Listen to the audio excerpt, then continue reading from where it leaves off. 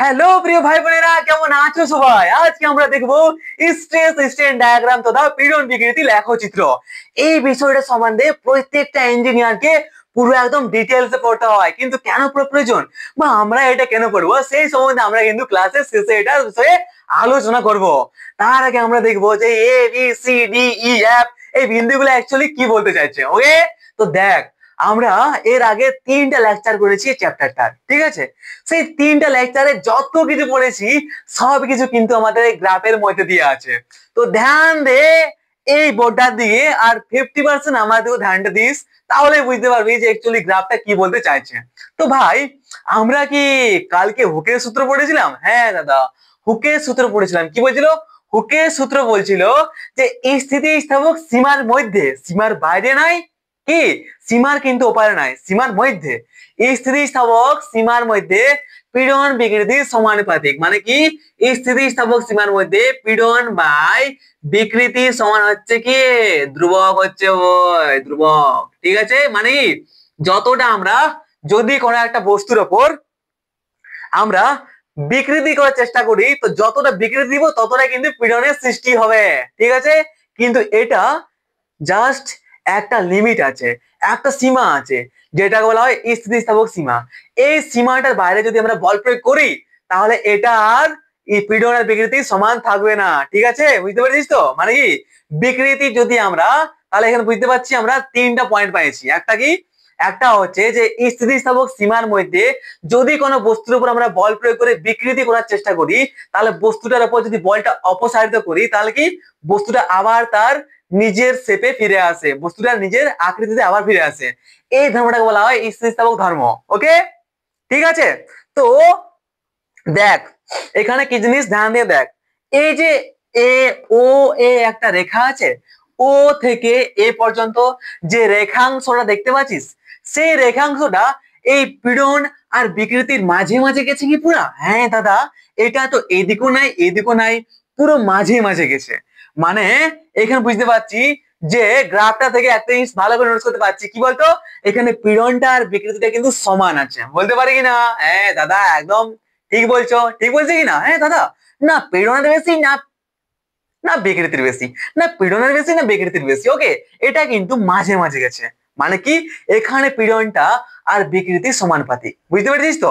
তাহলে এই যে এ থেকে ও পর্যন্ত যে পয়েন্টটা আছে, ও থেকে এ পর্যন্ত, ও থেকে এ পর্যন্ত যে রেখাংশটা, যে সরলরেখাটা পাচ্ছি, এই সরলরেখাটা কিন্তু হচ্ছে আমাদের কি পীড়ন আর বিকৃতির সমানুপাতিক। ঠিক আছে, ওকে, মানে এই সরলরেখাটা কি করছে, আমাদের হুকের সূত্রটা কিন্তু মেনটেন করছে, হুকের সূত্রটা মেনে চলছে। বলতে পারি কিনা? বলতে পারি তো? এই অংশে তারটির ওপর মনে কর, ঠিক আছে, যদি আমরা মনে করি যে এটা অ্যাকচুয়ালি একটা তার হচ্ছে, ঠিক আছে, মনে করছি একটা তার আছে, যেমন এটা রাবার বল, রাবার বল বা তার বল, ঠিক আছে, তার আছে। এবার তারটার উপর যদি আমরা বল প্রয়োগ করি তাহলে এ থেকে ও কি হচ্ছে, এ থেকে ও পর্যন্ত থাকবো, সরি, ও থেকে এ পর্যন্ত থাকবো। তাহলে এই যে এতটা লম্বা আছে, এত দূর পর্যন্ত কিন্তু স্ট্রেস আর স্ট্রেন সমান, মানে কি পীড়ন বিকৃতি সমান, হুকের সূত্র মনে চলে। কিন্তু এই যে, ঠিক আছে, বুঝতে পারছিস, কিন্তু এই যে এ পয়েন্টটা আছে, এই যে এ বিন্দু একটা পাচ্ছি, এ বিন্দুটা, এই এ বিন্দুটা কি, এই এ বিন্দুটা দেখাচ্ছে যে অনুপাতিক, কি রে, এটা হচ্ছে জাস্ট আনুপাতিক সীমা, একটা আনুপাতিক সীমা। মানে এই এ বিন্দুটা পর্যন্ত কিন্তু কি, এটা বলা হয়, কি বলা হয়, আনুপাতিক সীমা বলা হয়, আনুপাতিক সীমা। ঠিক আছে, অর্থাৎ আমাদের যে এই হুকের সূত্রটা জাস্ট এই এ থেকে ও এই সরলরেখাটাই মেনটেন করে, এর আগে আর মেনটেন করে নাই। মানে এর আগে পীড়ন আর বিকৃতি সমানুপাতিক হবে নাই। বুঝতে পারছিস তো? মানে আমরা বলতে পারি যে এই এ ডট বিন্দু বা এই যে এ বিন্দুটা আছে, এই এ বিন্দু পর্যন্ত আমাদের হুকের সূত্র মেনটেন করে, হুকের সূত্রটা মেনে চলে। ঠিক আছে, আর এই এ বিন্দুটার পরে এই হুকের সূত্র আর মেনে চলে না। বুঝতে পেরেছিস তো? তারপরে আর মেনে চলে না, তাই কি বলা হচ্ছে, এই বিন্দুটাকে বলা হচ্ছে অনুপাতিক সীমা। মানে অনুপাতিক সীমা পর্যন্ত কিন্তু হুকের সূত্রটা মেনে চলে। বুঝতে পারছিস? ধ্যান দিয়ে শুনতে, বুঝতে পারছিস তো? এবার দেখা যাক যে এ থেকে বি, এই এবি রেখাংশটা কি বলছে। দেখ ভাই, এই অংশে পীড়ন বায়ু বিকৃতি অপেক্ষাকৃত কম হয়, অর্থাৎ ধাতুটি হুকের সূত্র মেনে চলে না। এই ক্ষেত্রে কি হয়, এখানে আমরা দেখতে পাচ্ছি যে এখানে জাস্ট এখান পর্যন্ত ও থেকে এ পর্যন্ত সোজা সরে গেছে, বাট এখানে একটু বাঁকেছে কিনা, মানে এখানে বুঝতে পারছি যে এ থেকে বি, কি রে ভাই, এ থেকে বি, তাহলে একটা পয়েন্ট পালি আমরা কি, ও থেকে এ হচ্ছে একটা পয়েন্ট যেখানে পীড়ন আর বিকৃতি সমানুপাতিক থাকে, মানে হুকের সূত্র মেনে চলে। তারপরে এটা হচ্ছে আমাদের কি, আনুপাতিক সীমা। 2 নম্বর পয়েন্ট হচ্ছে কি আমাদের, এ হচ্ছে আমাদের আনুপাতিক সীমা। এখান পর্যন্ত কিন্তু হুকের সূত্র মেনে চলে, তারপরে মেনে চলে না। ঠিক আছে, এরপরে আমরা একটা বিন্দু পাচ্ছি, সেটা 3 নম্বর বিন্দু কি হচ্ছে, 3 নম্বর পয়েন্ট হচ্ছে আমাদের এবি রেখাটা। তো এইখানে যে এ থেকে বি রেখাংশ পাচ্ছি, সেইখানে ধ্যান দিয়ে দেখ যে এইখানে কি পীড়নটা বিকৃতি সমান আছে, না দাদা, এখানে কিন্তু পীড়ন আর বিকৃতি সমান নাই। ঘুম লাগছে নাকি, লাগছে ঘুম? হ্যাঁ, ঘুম লাগতো ভাই বলতে পারিস, তাহলে আমি কিন্তু আমার সিস্টেমটা পাল্টান দিব যাতে ঘুম না লাগে। ওকে, যদি বিরক্ত হোস তাহলে কিন্তু আমি এটা কখনো চাই না যে আমার ক্লাসে বিরক্ত হোস বলে। যদি বিরক্ত হোস তো প্লিজ এটা কমেন্ট করে দিস, ঠিক আছে? আমি কিন্তু শেখাতে চাই, বিরক্ত করতে চাই না। টাইমটা তোর কেন নেবো বলতো, তোর যখন আমি টাইম দিই, তুই যখন টাইম দিয়ে দেখছিস লেকচারটা, তাহলে আমি একদম চাইবো যে তোর মাথায় যাতে কিছু ঢোকে, যাতে কিন্তু একটু অ্যাডভান্স থাকিস, ঠিক আছে? না কি ঘুম পাচ্ছে এরকম অবস্থা যদি না হয়, যদি এরকম কোনো একটু মানে কোনো একটু বিরক্ত লাগে ক্লাসের মধ্যে, তো প্লিজ একটা কমেন্ট করে জানাস যে দাদা ক্লাসটা বিরক্ত লাগছে, ঠিক আছে? তাহলে আমি কিন্তু ক্লাসটার সিস্টেমটা আলাদা করবো, মানে একটু জাস্ট ক্রেজি টাইপের করার চেষ্টা করবো, আর একটু অ্যাডভান্স করার চেষ্টা করবো, যাতে তোরা বিরক্ত না হোস। ওকে, তাহলে কি আমরা এখানে বলতে পারি যে ও থেকে এ থেকে এবি, মানে এবি যে রেখাংশ আছে, এই রেখাংশটা কি বলছে, এই অংশে পীড়ন বাই বিকৃতি, এই যে আছে না, পীড়ন বাই বিকৃতি অপেক্ষাকৃত কম হয়। কি হয়, অপেক্ষাকৃত কম হয়, অর্থাৎ ধাতুটি হুকের সূত্র মেনে চলে না। কিন্তু বিকৃত এই অংশে আসার পর, কিন্তু যদি আমরা একটা বস্তুকে এই বি পর্যন্ত আসার পরও, বি বিন্দু পর্যন্ত টানার পরও, যদি বস্তুটা বিকৃতি করার পরও যদি বস্তুটা থেকে আমরা স্ট্রেসটা হাঁটান দিই, তাহলে বস্তুটা তার নিজের আকারে ফিরে আসে যাবে। বুঝতে পারছিস তো, এইটা এখানে বলতে চাইছে। তাহলে কি বলতে পারি, এখানে যে যদিও এখানে এই এ থেকে বি পর্যন্ত এই বিটা, আরে ভাই ওবি লিখেছি কি আমি, এই বিটা কি হচ্ছে, হুকের সূত্র মেনে চলে না। এখানে পীড়ন বাই বিকৃতি অপেক্ষাকৃত কম হয়, ঠিক আছে? কি হয়, অপেক্ষাকৃত কম হয়। কিন্তু বিকৃত এই অংশে আসার পরে যদি বিকৃত আসার পরে যদি আমরা পীড়ন অপসারিত করি, যদি আমরা এখানে পীড়ন কি করি, অপসারিত করি, তবে তারটি আবার তার প্রাথমিক দৈর্ঘ্য ফিরে পায়, অর্থাৎ তারটি বিকৃতি আবার শূন্য হয়। বুঝতে পেরেছিস তো, তারটি তার প্রথম দৈর্ঘ্যে আবার ফিরে আসে, মানে কি তারটি বিকৃতি এখনো কিন্তু শূন্য হচ্ছে, বি পর্যন্ত কিন্তু শূন্য হচ্ছে, ঠিক আছে? কিন্তু একটা আমরা জিনিস জানি যে দাদা স্থিতিস্থাপক সীমা কোনটা, আমরা তো পড়েছি যে স্থিতিস্থাপক সীমার মধ্যে কিন্তু টানার পরে বস্তুটা আবার তার নিজের আবার আকার তার ফিরে আসবে তো। কিন্তু এই সীমাটা পার হয়ে গেলে বস্তুটাকে যতটি বলটা অপসারিত কর, পীড়নটা হাঁটা, কখনোই বস্তুটা তার নিজের আকার আসবে নাই। তো সেইটা হচ্ছে আমাদের এই স্থিতিস্থাপক সীমা, যেটা আমরা আগে পড়েছিলাম। তো এই যে বি বিন্দু পাচ্ছি, এটাই হচ্ছে মেরি জান, কি হচ্ছে, এই বি বিন্দুটা হচ্ছে আমাদের কি, স্থিতিস্থাপক সীমা, ঠিক আছে? স্থিতিস্থাপক সীমা, ইলাস্টিক লিমিট বলা হয়, কি বলে ইংলিশে বলা হয় ইলাস্টিক লিমিট। এই বি বিন্দু পর্যন্ত একটা বস্তুকে টান আর ছাড়, বস্তুটা বিকৃত কর আর পীড়নটা হাঁটাই দে, বলটা হচ্ছে অ্যাকচুয়ালি পীড়ন, তাহলে পীড়নটা হাঁটা বা বলটা হাঁটা যেটা পারিস তুই বলতে পারিস, ঠিক আছে? তাহলে বলতে পারি কি, যে এত বি বিন্দু পর্যন্ত বিকৃত করার পর যদি আমরা এই বলটা বা পীড়নটা অপসারিত করি, তাহলে বস্তুটা নিজের আকারে ফিরে আসছে। কিন্তু যদি আমরা এই বি থেকে পায়রায় নিয়ে, এইটা হচ্ছে কি, এই বি হচ্ছে আমাদের স্থিতিস্থাপক সীমা বা ইলাস্টিক লিমিট, কিন্তু এই লিমিটটা পার করার পরে যদি আরো বেশি বল দিই, তাহলে আমাদের সি বিন্দু চলে যাবে। তখন কি হচ্ছে, এই স্থিতিস্থাপক সীমাটা পার হয়ে গেলে কিন্তু কখনোই বস্তুটা তার নিজের আকারে কখনোই ফিরে আসবে নাই। বুঝতে পারছিস তো, যেমন এখানে আসছে না, এখন টানছি বস্তু নিজের আকারে ফিরে এলো, কিন্তু তারপরে আসবে বাট পুরোটা আসবে না, জাস্ট এতটা আসবে, মানে একটু না একটু কিন্তু শেপটা পরিবর্তন হবে, কি বিকৃতি একটু না একটু হবে, কি ঠিক আছে? মানে একটু না একটু বিকৃতি পরিবর্তন হবে। কি তো আরেকটা জিনিস ধ্যান দিয়ে শুন, ঠিক আছে? তাহলে কি, এই বিন্দুটি হচ্ছে স্থিতিস্থাপক সীমা, বি বিন্দুটা জিজ্ঞেস করে। বেশিরভাগ ধাতুর ক্ষেত্রে, এটা একটা তার নিয়েছি বা একটা রাবার নিয়েছি, কিন্তু যে এতগুলো ধাতু আছে, বেশিরভাগ ধাতুর ক্ষেত্রে এই এ বিন্দুটা আর বি বিন্দুটা এতটাই কাছে থাকে যে আমরা দুটা বিন্দু কি এ আর বি বিন্দুটা এই বিন্দুটা এতটাই কাছে থাকে যে আমরা চোখে দেখতেই পাই না, ধরতেই পাই না। মানে দুটা কি দুটা একটি বিন্দুতে থাকে, বুঝতে পারছিস তো? যেমন কাঁচ যদি ধরি, কাঁচ একটা ধাতু বটে, সেই যদি কাঁচ যদি একটা ধাতু হয়, ঠিক আছে, তো কাঁচের ক্ষেত্রে কি বলতো, কাঁচের ক্ষেত্রে যখন আমরা গ্রাফটা বানাবো তখন কাঁচের ক্ষেত্রে এ বিন্দুটা বি বিন্দুটা একটি বিন্দুতে থাকবে, বুঝতে পারছিস তো? কিন্তু যখন আমরা এই রবারের গ্রাফটা বানাবো তখন কি হচ্ছে, রবারের গ্রাফটা বানাবার সময় আমাদের এই এ বিন্দুটা আর বিন্দুটা অনেক দূরে দূরে থাকে, বুঝতে পারছিস তো? কাছাকাছি থাকে না, ঠিক আছে? তাহলে বুঝতে পেরেছিস এটা যে এবি অ্যাকচুয়ালি কি হচ্ছে, এবিটা, বুঝতে পারছিস তো? তাহলে স্থিতিস্থাপক সীমা পর্যন্ত আমরা গেছি। এরপরে যদি আমরা বস্তুটার উপর আরো বিকৃতি করার চেষ্টা করি বি বিন্দুটা পার হয়ে স্থিতিস্থাপক সীমা পার হওয়ার পর, তখন আমরা জানি যে বস্তুটার কিন্তু বিকৃতি আর শূন্য হবে নাই, বিকৃতি আর শূন্য হবে নাই, মানে বস্তুটা তার পুরাপুরি নিজের আকারে আর কখনো ফিরে আসবে নাই। প্রথম যে দিকে ছিল বস্তুটা সেই দিকে তার আবার ফিরে পাবে নাই, ঠিক আছে? চল তাহলে এবার আমরা বিসি তে যাই। কোথায় দাদা? তাহলে 4 নম্বর পয়েন্ট পালে কি আমরা বি বিন্দু, বুঝতে পারছিস তো? ধ্যান দিয়ে শোন, কি বলছি, এ ও থেকে এ এই সরেখা পর্যন্ত একটা পালি পয়েন্ট, এই বিন্দুটা হচ্ছে অনুমানিক সীমা, এইটাও একটা পয়েন্ট পালি। আরেকটা আছে বি বিন্দু, আচ্ছা এই এ থেকে বি বিন্দু, এইটাও আমরা বুঝলাম যে অ্যাকচুয়ালি কি বলতে চাইছে কি নাই, যেখানে কি ওকে সূত্র মেনটেন করছে না, ঠিক আছে? পীড়ন বা বিকৃতি কি সমানুপাতিক হচ্ছে না, ওকে সূত্র মেনটেন করছে না, এইটা পালি 3 নম্বর পয়েন্ট। আরেকটা পালি বি, যেটা হচ্ছে আমাদের স্থিতিস্থাপক সীমা, তাহলে 4টা পয়েন্ট পাই গেলি। আমার একটা পাচ্ছি 5 নম্বর পয়েন্টে যা, যেটা আমরা বলবো কি বি থেকে সি।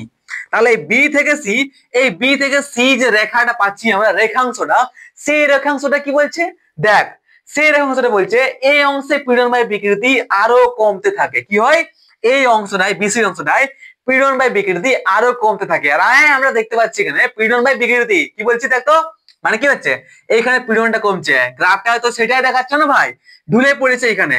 যদি সোজা যেত তাহলে বলতে যে উপর দিকে গেলে পীড়নটা বাড়ছে, বাট পড়ে যাচ্ছে না, পীড়নটা কিন্তু ডাউন দিকে পড়ছে, কিন্তু বিকৃতি এই দিকে আছে, কিন্তু গ্রাফটা কোথায় যাচ্ছে, গ্রাফটা এই দিকে যাচ্ছে। মানে কি এইখানে ধ্যান দিয়ে দেখলে বুঝতে পারবি যে দাদা অপর দিকে পীড়নটা তো অপর দিকে আছে, অপর দিকে তো পীড়ন তো বাড়ছে না, কিন্তু এদিকে বিকৃতি বাড়ছে, পারছে কিনা?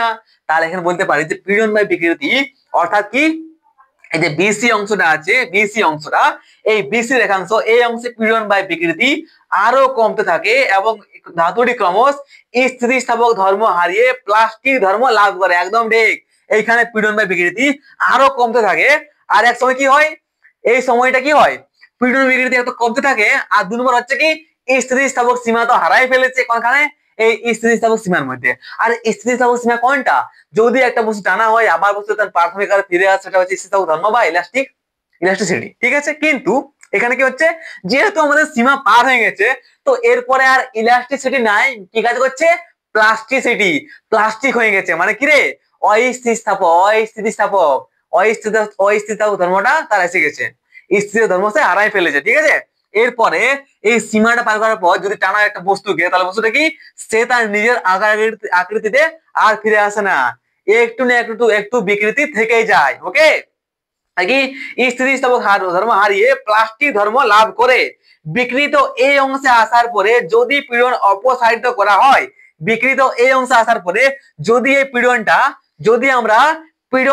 কি হচ্ছে, যদি পীড়ন অপসারিত করা হয় তবে তারটি আর তার প্রাথমিক দৈর্ঘ্য ফিরে পায় না, অর্থাৎ তারটির বিকৃতি আর শূন্য হয় না। কি দেখছিলাম, যদি বস্তুটার প্রথম আকারে ফিরে আসছে তাহলে বিকৃতি শূন্য ছিল, বাট এরপরে কি হবে, এই সীমা, এই বি সীমাটা স্থিতিস্থাপক সীমা পার করার পর এই যে বিসি রেখাংশ দেখাচ্ছে কি, এখানে পীড়ন বিকৃতি এক হচ্ছে কি সমানুপাতিক নাই, অনেকটা কমে যাচ্ছে। আর এখানে কি হচ্ছে, জাস্ট ওই স্থিতিস্থাপক ধর্মটা হারাই ফেলেছে, ও কি হচ্ছে, প্লাস্টিক ধর্ম চলে এসেছে এর মধ্যে, বুঝতে পারছিস তো? তো এরপরে যদি আমরা বিকৃতি দিই, এতটা বল পর্যন্ত যদি আমরা একটা বস্তুর বিকৃতি দিই, ঠিক আছে, তারপর যদি ছাড়ি তাহলে বস্তুটা প্রাথমিক আকারে ফিরে আসবে না, মানে একটু না একটু কি হবে, বিকৃতি থাকি যাবে। ওকে, বুঝতে পেরেছিস তো? তাহলে বিসিটা বুঝতে পেরেছিস। এবার দেখা যাক যে অ্যাকচুয়ালি হচ্ছে 6 নম্বর পয়েন্ট হচ্ছে আমাদের এই সি বিন্দুটা, সিটাকে বলা হয় তোর ইংলিশে আপার ইল্ড পয়েন্ট বলা হয়, I think upper yield point, যাকে আমরা বাংলা দেখছি কি হয়, বাংলা আমার ঠিক জানা নাই, বাংলা দেখতে হবে। আচ্ছা, এটা বলা হয় কি, হ্যাঁ নতি বিন্দু।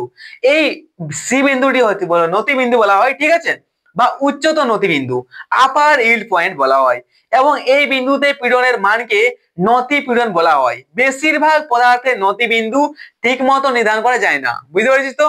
এটাকে বলা হয় জাস্ট উচ্চতর নতিবিন্দু আপার ইল্ড পয়েন্ট, কিন্তু বেশিরভাগ পদার্থের এইটা নির্ধারণ করা যায় না, মানে বেশিরভাগ পদার্থের ক্ষেত্রে এটা এই যে আপার ইল্ড পয়েন্টটা আছে দেখা যায় না। ওকে, এটা মাথায় অত ইম্পর্টেন্ট নয়, এটা দেখা যায় না, ঠিক মতো নির্ধারণ করা যায় না।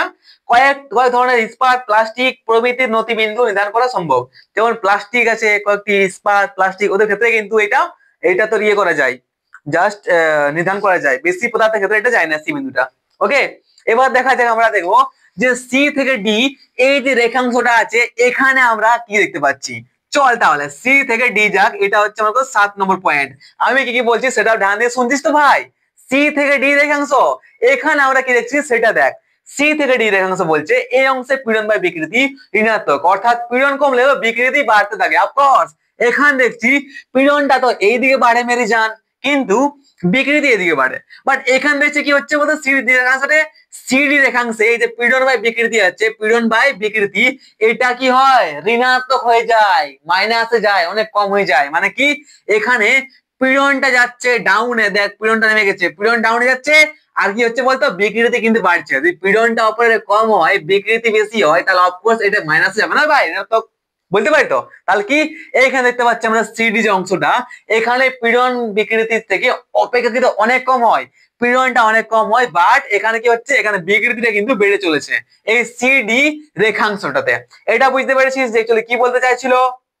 ঠিক আছে, এই অংশে তারটির কোণ, ঠিক আছে বুঝতে পারছিস তো? ওকে সিডিটা। এবার চলে যায় ডি বিন্দুটা। ডি বিন্দু কি জিনিস? তো ডি বিন্দুটাকে বলা হয় কি, এটা ছিল আপার ইল্ড পয়েন্ট, এটা বলা হয় lower yield point, lower yield point বলা হয়, লোয়ার ইল্ড পয়েন্ট। ঠিক আছে, এবার এই ডি বিন্দুটা অ্যাকচুয়ালি কি অ্যাটেন্ড করে? ডি বিন্দুটা বলে যে এই বিন্দুটিকে নিম্নতর নতিবিন্দু লোয়ার ইল্ড পয়েন্ট বলা হয়। বিকৃত এই বিন্দুতে আসার পরে যদি পীড়ন ধীরে ধীরে কমিয়ে শূন্য করা হয়, বিকৃত একটা বস্তুকে বিকৃত করে যদি আমরা এই এতটা পর্যন্ত নিয়ে আসি বল প্রয়োগ করে, এই ডি বিন্দু পর্যন্ত নিম্নতর নতি বিন্দু পর্যন্ত আনা হয়, এরপরে যদি আমরা এই পীড়নটা ধীরে ধীরে ধীরে ধীরে কম করে করে শূন্যে আনা হয়, তাহলে এর একটা অন্যরকম গ্রাফ আছে, বুঝতে পারছিস তো? কি হচ্ছে বুঝতে পারছিস তো এটা কি বলতে খুঁজছি আমি? ঠিক আছে, আসার পর যদি পীড়ন ধীরে ধীরে কমিয়ে শূন্য করা হয়, তবে লেখচিত্র, এই লেখচিত্র যেটা আছে ডি সি বি এ, এইভাবে বস্তুটা তার আকারে ফিরে যাবে, নাই শর্ট খাটে ফিরে যাবে, কথা বলতো এইভাবে ফিরে যাবে এইখানটা।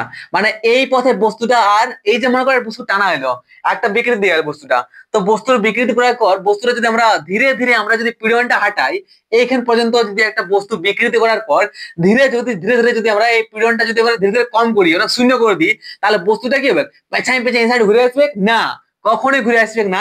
এই বিন্দুটার পর বস্তুটা কি হবে, এই একটা লাইন আসবে এরকম ডট ডট দিয়ে, এইভাবে লাইনে একটা ফিরে আসবে, যার নাম দে ও ডট। আর এখানে বুঝতে পারছে কি এই যে ও থেকে ও ডট এটাকে দেখতে পাচ্ছি, এইখান পর্যন্ত হয়ে গেছে কি পার্মানেন্ট ডিফরমেশন হয়ে গেছে। কি হয়েছে? পার্মানেন্ট ডিফরমেশন, মানে পার্মানেন্ট বিকৃতি হয়েছে, বুঝলি তো? তাহলে এতটা বল প্রয়োগ করা হওয়ার, যদি আমরা এত দূর আমরা বল প্রয়োগ করার পরও, এতটা একটা বস্তুর বিকৃতি করার পরও, বিকৃতি সৃষ্টি করার পরও যদি আমরা ধীরে ধীরে পীড়নটা শূন্য করে দিই, তাও কিন্তু বস্তুটা তার এই প্রথম আকারটাই ফিরে আসবে না। কি করবে? এই এতটা কি হবে, এতটা পার্মানেন্ট বিকৃতি থেকেই যাবে, স্থায়ী বিকৃতি কিন্তু থেকেই যাবে। বুঝতে পারছিস তো কি বলতে খুঁজলি আমি? ও থেকে কি দেখতে পাচ্ছি, এটা যে স্থায়ী বিকৃতি, ঠিক তো? বুঝতে পেরেছিস? তাহলে ওই ডি বিন্দুটা বুঝতে পেরেছিস তো? ওডি হচ্ছে কি, ওডি পথে ঘুরে আসবে এটা। ওকে, এইবার যা যাক যে ডি থেকে সি যে রেখাংশ আছে, এই রেখাংশটা কি বোঝাচ্ছে। তাহলে ডি থেকে আমরা দেখো ই রেখাংশ, এই অংশে পীড়ন বিকৃতি সব থেকে কম হয়, পীড়ন বাই বিকৃতি এই অংশটা কি হচ্ছে সব থেকে কম হয়, এই অংশে পীড়ন বাই বিকৃতি সব থেকে কম হয়। কি হয়? পীড়ন বিকৃতি সব থেকে কম হয় এবং ধাতুটির প্লাস্টিক ধর্মই বর্তমান থাকে। কি হচ্ছে? অফকোর্স যেহেতু আমাদের এখানে ইলাস্টিক ধর্মটা এইখানেই আমাদের পুরাই গেছে, তো এরপরে তো প্লাস্টিকে চলছে না মেরি যান, মানে কি এরপরে বস্তু টানার পর আর তার নিজের আকারে ফিরে আসবে নাই, ইলাস্টিক ধর্ম, স্থিতিস্থাপক ধর্মটা তার এই বি বিন্দু পর্যন্তই পুরাই গেছে, স্থিতিস্থাপক সীমা পর্যন্তই পুরাই গেছে, তারপরে স্থিতিস্থাপক ধর্মটা নাই কিন্তু। ওকে, মাথা ঢুকছে তো নাকি মাথার উপর দিয়ে শো করে এই সাইডে ওই সাইডে পা হয়ে যাচ্ছে ভাই? ঠিক আছে, মাথা ঢুকছে তো? আশা করি মাথায় কিন্তু ঢুকছে, আমি যেটা বলতে চাইছি সেটা। ঠিক আছে, তাহলে কি বলছে ডিটা, যে এই অংশে পীড়ন বা বিকৃতি সবচেয়ে কম হয় এবং ধাতুটির প্লাস্টিক ধর্মই বর্তমান থাকে। এই অংশে তারটির কোন কোন প্রস্থচ্ছেদ অপেক্ষাকৃত বেশি সরে, অফকোর্স টানার পরে, অনেক টানার পরে ধীরে ধীরে কি হবে, বস্তুটার বিভিন্ন অংশগুলো ধীরে ধীরে শুরু হচ্ছে কিনা দেখ, এই আমার ঘাটা একটা শুরু হয়ে যাচ্ছে, তো বাকিটা শুরু হবে কি না? ঠিক আছে, তো এবার ধীরে ধীরে কি এতটা এতটা দূর বিকৃতি করার পরে বস্তুটা ধীরে ধীরে কি হয়, বল প্রয়োগ করার বস্তুটা ধীরে ধীরে বিকৃতি হয়, তো বল প্রয়োগ করে বস্তুটা বিকৃতি হয়, তো বিকৃতির পরে বস্তুটা ধীরে ধীরে বিভিন্ন অংশগুলো কি হয়, শূন্য হয়ে হয়ে যায়, শূন্য হয়ে হয়ে যায়। এবার তাহলে আমরা পেয়ে গেলাম 8 নম্বর পেলাম আমরা ডি থেকে ই পেয়ে গেলাম। ঠিক আছে, যেখানে পীড়ন বিকৃতি অনেক কম হয় আর যেখানে কি হয় বিভিন্ন প্রস্থচ্ছেদ এই তারটা কি ধীরে ধীরে অনেকটা সরু হয়ে যায়। ওকে, এবার যা যাক এই ই পয়েন্টটা কি, ইটাকে বলা হয় কি ব্রেকিং পয়েন্ট। আই থিঙ্ক এটাকে ব্রেকিং পয়েন্ট বলা হয়। ঠিক আছে, ব্রেকিং পয়েন্ট বলা হয়। এটা কি, এটা হচ্ছে বলছে এই বিন্দু, এই বিন্দুটির শহর সীমা ব্রেকিং পয়েন্ট নির্দেশ করে। এই বিন্দুতে তারটির উদ্ভূত পীড়নকে অসহ পীড়ন, এত দূর পর্যন্ত বল প্রয়োগ করে বিকৃতি করার পর এর বস্তুটার মধ্যে যে পীড়নটা হয়, দেখ সব থেকে পীড়নটা কত রে, সব থেকে পীড়নটা বেশি হয়েছে এই বিন্দুটায়, তো এটা হচ্ছে কি অসহ পীড়ন, এর বেশি পীড়ন কখনোই সৃষ্টি করা যায় না। এই পীড়নটা এত হয়ে গেছে জাস্ট অসহ্য, অসহ পীড়ন সৃষ্টি হয়েছে এই বিন্দুতে, বুঝতে পারছিস তো? এটা হচ্ছে হাইয়েস্ট হাইয়েস্ট পীড়ন একদম। এই বিন্দুটি অসহন পীড়ন নির্দেশ করে। এই বিন্দুতে তারটির উদ্ভূত পীড়নকে অসহ পীড়ন, ব্রেকিং স্ট্রেস বা চরম পীড়ন, আলটিমেট স্ট্রেস বলা হয়। ওকে, কি বলে এটাকে, ব্রেকিং পয়েন্ট, আলটিমেট স্ট্রেস বা চরম পীড়ন বলা হয়। ঠিক আছে, বলতে পারি যে ম্যাক্সিমাম পীড়ন কিন্তু এই বিন্দুতে আছে, বুঝতে পারছি তো?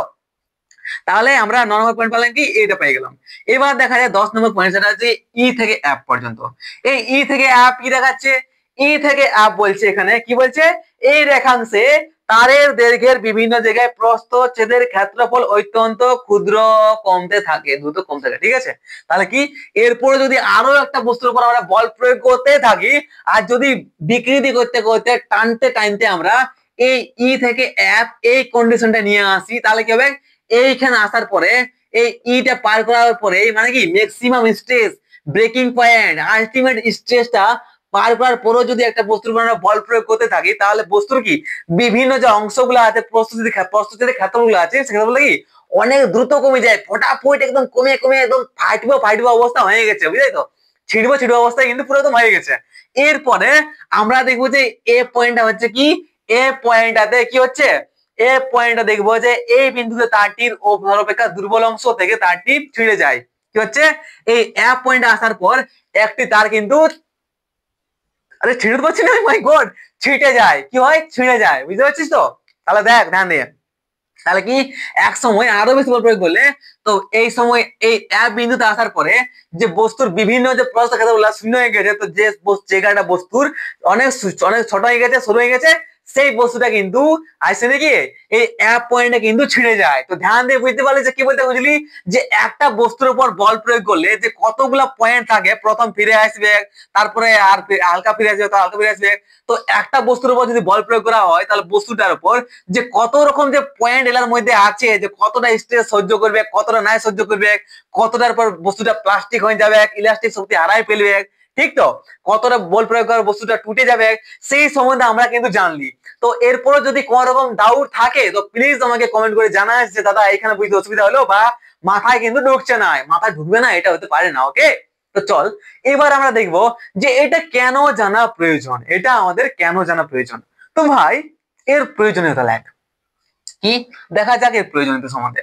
তো প্রয়োজনীয়তা দেখা যাক, এর প্রয়োজনীয়তা কেন, এই যে স্ট্রেস স্ট্রেন ডায়াগ্রাম বা পীড়ন বিকৃতি লেখচিত্র জানার আমাদের প্রয়োজনীয়তা কি।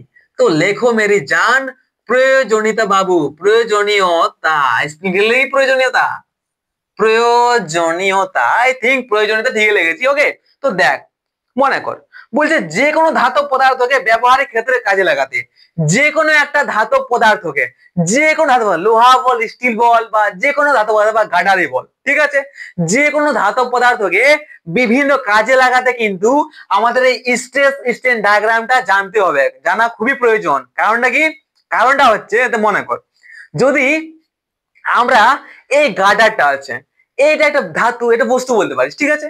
তো এই ধাতুটার পর যদি আমরা অলরেডি জানি যে এর যে স্থিতিস্থাপক সীমা আছে না, ওই সীমাটা আছে কি, ওই সীমাটা আছে 40 নিউটন বল অতটা সহ্য করতে পারে। কত হচ্ছে? 40 নিউটন বল, ঠিক আছে। মানে 40 কেজি দেখ, আরো সহজ ভাষায় বলছি, যে এই যে এ রয়েছে গার্ডারটা, তো আমরা জানি যে এই যে স্থিতিস্থাপক সীমা আছে না, এই সীমাটা কি 10 কেজি বল কিন্তু নিতে পারে, ঠিক আছে। তাহলে এরপরে আমরা আরেকটা জিনিস জানি যে এর বেশি যদি যেখানে যেখানে বস্তুটা ছিঁড়ে যাবে, এই তারটা যেখানে ছিঁড়ে যাবে, মানে এই অ্যাপ পয়েন্টটা যদি আমরা জানি যাই যে এই যে রাবারটা আছে, এই তারটা কি এই অ্যাপ পয়েন্টে ছিঁড়ে যাবে, আর এই অ্যাপ পয়েন্টটা হচ্ছে 30 কেজি বল। তো আমরা যদি জানি যে এই বস্তুটার উপর যদি আমরা 30 কেজি বল দিই তাহলে বস্তুটা টুটে যাবে। তাহলে আমরা যদি চাই যে বস্তুটাকে না টুটাবো, তাহলে আমাদের এই গ্রাফটা যদি জানি ভালো করে, যে এই বস্তুটার বা এই ধাতুটার যদি আমরা পুরো গ্রাফটা জানি, যে কি জানি, যে আমরা জানি বল টানতে টানতে যদি আমরা 30 কেজি বল দিয়ে দিই তাহলে বস্তুটা কি, তাহলে বস্তুটা আর থাকবে না, বস্তুটা কি হবে, টুটে যাবে, গার্ডারটা টুটে যাবে। তাহলে আমরা জানি গেলি, তাহলে আমরা বলবো আচ্ছা আচ্ছা আচ্ছা আচ্ছা, তাহলে যদি আমরা 30 কেজি বল দিই তাহলে টুটে যাবে এটা। মানে কি হচ্ছে, মানে আমরা এই গার্ডারটা, এই ধাতুটা এমন জায়গায় ইউজ করবো যেখানে ধাতুটার উপর কি 30 কেজি বল পড়বে না, 30 কেজিতে কম বল পড়বে। বুঝতে পারিস তো? বুঝতে পারছিস তো ভাই? যদি কোনো একটা জানে যায়, যদি কোনো একটা জায়গা আছে যেখানে 500 নিউটন, 500 কেজি বল, মনে করছে 500 কেজি বল উ কি হচ্ছে, 500 কেজি বল উ 500 কেজি বল ধরতে পারবে, ঠিক আছে। তাহলে 500 কেজি বল ধরতে হবে এমন একটা ধাতু আমাদের চাই। বুঝতে পারছিস তো? তো তাহলে কি, তখন আমরা লোহা নিয়ে এলাম, লোহার বানালাম এই পীড়ন বিকৃতি লেখচিত্র, স্টিলের বানালাম, তারপরে বানালাম ডায়মন্ডের, অনেকগুলো দেখলাম, তারপরে বুঝতে পারলাম যে আচ্ছা, তাহলে যদি পাই গেলাম যে একটা মানে লোহার পাই গেলি, তাহলে লোহা দাদা, এখানে লোহা কিন্তু এই 500 অ্যাপ পর্যন্ত, মানে লোহাটা কি হচ্ছে, লোহাটা কিন্তু 500 নিউটন বল প্রয়োগ করছি, তাও টুটছে নাই। মানে ওই যে জায়গাটা যেখানে 500 কেজি বলের ধরার প্রয়োজন, সেখানে আমরা কি লাগাবো, সেখানে আমরা লোহা লাগাবো। বুঝতে পারছিস তো? আশা করি বুঝতে পারছিস। যদি না বুঝতে পারিস তো প্লিজ কমেন্ট করে জানাস ভাই, আমি শর্ট ভিডিও হলো দিব, কিন্তু আমি শিখাই ছাড়বো, না শিখাই কখনো ছাড়বো না, ওকে। কিন্তু তোদেরকে ইন্ট্রোভার্ট গিয়ে হাঁটায় নিয়ে কিন্তু কমেন্ট মারতে হবে। ওরকম নয় যে আমার ভয় লাগে কমেন্ট করতে, এইরকম ব্যাপার না, কমেন্ট করতে শিখবি, ওকে। কমেন্ট করতে শিখবি তো তাহলে জীবনে আগান যাবি, নাহলে কখনো কিন্তু আগাতে পারবি না, ওকে। তাহলে এই হচ্ছে প্রয়োজনীয়, কি প্রয়োজনীয়তা কি হচ্ছে, যে কোনো ধাতু পদার্থকে ব্যবহারিক ক্ষেত্রে কাজে লাগাতে হলে তার পীড়ন বিকৃতি লেখচিত্র জানা দরকার। এই লেখচিত্র থেকে পদার্থের স্থিতিস্থাপক সীমা জানা যায়। যে কোনো যন্ত্র ব্যবহারের সময় যন্ত্রটির অখণ্ড বা অন্যান্য যন্ত্রাংশের উপর যে পীড়ন প্রযুক্ত হতে পারে, বাস এই যেটা বললাম সেটা আছে। এরপর একটা টপিক দেখবো, স্থিতিস্থাপক ক্লান্তি বা অবসাদ। স্থিতিস্থাপক ক্লান্তি বা অবসাদ, যেটা কিন্তু দেখ, যেটা বেশি কিছু নয়, যেটা আমরা সব সময় ইউজ করছি, ওকে। স্থিতি স্থিতি স্থাপক, স্থিতিস্থাপক ক্লান্তি, কি হচ্ছে, ক্লান্তি, স্থিতিস্থাপক ক্লান্তি বা অবসাদ, যাকে ইংলিশে কি বলা হয়, স্থিতিস্থাপক ক্লান্তি বা অবসাদ, যাকে ইংলিশে বলা হয় তোর ইলাস্টিক ফ্যাটিক। ইলাস্টিক ফ্যাটিক, স্থিতিস্থাপক ক্লান্তি বা অবসাদ। দেখ ভাই, মনে কর তোকে একটা তার দেওয়া হয়েছে, এবার ওই তারটা তুই কি টানে ছিঁড়তে পারবি? না দাদা, আমার বাড়িতে জানো, আমার বাড়িতে কাকা আছে, সে কি করে, সে টানে কখনো ছিঁড়তে পারে না, বাট তারটাও কিন্তু ছিঁড়েই ফেলে। কি করে, কি করে বলছি আমি, ও তারটা কি করে, তারটার উপর স্ট্রেসটা অনেক কম দেয়, এত দূর পৌঁছে দেয় নাই বলটা, এতটা বল প্রয়োগ না করার আগেই তারটা কাকুই ছিঁড়ে দেয়। কি করে ছিঁড়ে, কাকুই যখন তার টালে, তারটা কি করে, এমনি এমনি এমনি এমনি বারবার বিকৃতি করে, বিকৃতি হয়, বিকৃতি এমনি এমনি করতে করতে কি হয়, কিছুক্ষণ পরে তারটার বিকৃত করতে করতে তার স্ট্রেসটা এতটাই কমে যায়, এতটা বল প্রয়োগের প্রয়োজন পড়ে না, তা অটোমেটিক টুটে যায়। এই যে এমনি এমনি ভাবে আমরা ভাঙি, বিকৃতি বারবার বিকৃতি করার ফলে বস্তু টুটে যায়, সেইটা হচ্ছে কি আমাদের, সেইটা হচ্ছে স্থিতিস্থাপক ক্লান্তি বা অবসাদ। ধ্যান দিয়ে শুন কি বলছে, কি বলছে, যে কোন স্থিতিস্থাপক বস্তুর ওপর, যেমন বলে একটা ইয়ে রয়েছে, একটা তার, স্থিতিস্থাপক স্থিতি তার মধ্যে আছে, এই স্থিতিস্থাপক বস্তুর মধ্যে কোন একটা বস্তুর উপর, এই স্থিতিস্থাপক কোন একটা স্থিতিস্থাপক বস্তুর উপর প্রযুক্ত পীড়ন, পীড়ন যদি দীর্ঘ সময় ধরে, প্রযুক্ত যে পীড়ন, যে পীড়নের সৃষ্টি হয়, ওই প্রযুক্ত পীড়ন যদি দীর্ঘ সময় ধরে ক্রমাগত হ্রাস বৃদ্ধি করা হয়, তাহলে প্রযুক্ত পীড়ন স্থিতিস্থাপক সীমার নিচে থাকা সত্ত্বেও বস্তুটির স্থিতিস্থাপক ধর্মের অবনতি ঘটে, অর্থাৎ প্রত্যেকবার পীড়ন অপসারণ করার পরে বস্তুটিতে কিছু স্থায়ী বিকৃতি থেকে যায় এবং বস্তুটির কোন কোন অংশ সরু হয়ে যায়। তখন স্বাভাবিক অশ্বপীড়নের চেয়ে পীড়নের স্বাভাবিক অশ্বপীড়ন এই অশ্বপীড়নের চেয়েও কম পীড়নেও বস্তুটি ভেঙে ও ছিঁড়ে যায়। পীড়নের দ্রুত হ্রাস বৃদ্ধির ফলে কোন বস্তুর স্থিতিস্থাপক সামর্থ্য লোপ পাওয়াকে স্থিতিস্থাপক অবসাদ বা স্থিতিস্থাপক ক্লান্তি বলা হয়। ওকে, কি বুঝতে পারছি যে কোন একটা বস্তুর উপর যদি আমরা বারবার বল প্রয়োগ করি, কোন একটা বস্তুর উপর যদি আমরা পীড়ন বারবার করি, পীড়ন দিচ্ছি কমছে, পীড়ন দিচ্ছি কমছে, ঠিক আছে, পীড়ন বারবার পীড়ন দিচ্ছি কমছে, একটা বস্তু নিয়ে এলে তার এমনি এমনি করতে পীড়ন দিচ্ছি কমছে, দিচ্ছি কমছে, ঠিক আছে, তাহলে কি বলতো এটা এক সময় কি হয় যে পীড়নটা এতটাই কমে যায় যে আমাদের কি হয় অ্যাকচুয়ালি এই স্থিতিস্থাপক আছে না, এই আছে না যে অস্বপীড়ন ব্রেকিং পয়েন্ট এইখানে আসবে, তারপরে বস্তুটা ডিরেক্ট, বাট এতটা পীড়ন না দেওয়ার আগে জাস্ট বস্তুটা এইখানে এইগুলা কথা টুটে যায়, ঠিক আছে। তো এইটাকে বলা হয় কি স্থিতিস্থাপক ক্লান্তি বা অবসাদ। যদি তারপর না বুঝতে পারিস তো তাও কমেন্ট মার, কমেন্ট মারতে কিন্তু ছাড়িস না। ওকে, অল দ্য বেস্ট, ভালো করে পড়াশোনা কর, পরে লেকচার দেখা হচ্ছে, বেশি বলে বলে লাভ নাই। আশা করি বুঝতে পারছিস কিছু কিছু হয়তো মাথায় তোদের দিতে পারলাম, ঠিক আছে। সাবস্ক্রাইব করতে ভুলিস না, তো পরে আর আমাদের দেখা হবে না। ওকে, পরে আমাদের আর দেখা হবে না, সাবস্ক্রাইব এখনই করে রাখ আর বন্ধুদেরকে শেয়ার করে জানা যেখানে ক্লাস করা হয়। আর আমার বাড়ি হচ্ছে পুরুলিয়াতে, যদি কেউ অফলাইন আসতে চাস তো কমেন্ট করতে পারিস। ওকে, বাই।